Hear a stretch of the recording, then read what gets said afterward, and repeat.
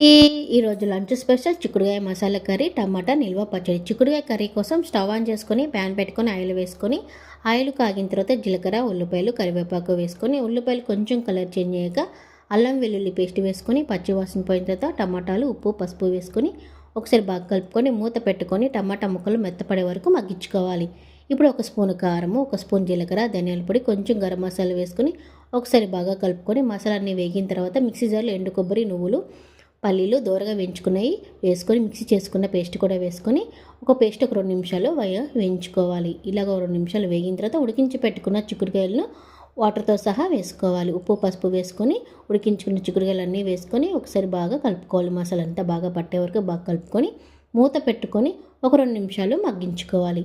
ఇలా మూత తీసుకొని ఒకసారి మరి బాగా కలుపుకొని తగినన్ని వాటర్ కూడా పోసుకొని చిక్కుడుకాయ ముక్కలు బాగా ఒక 2 నిమిషాలు ఉడికించుకోవాలి. మసాలన్నీ బాగా పట్టే వరకు ఇలా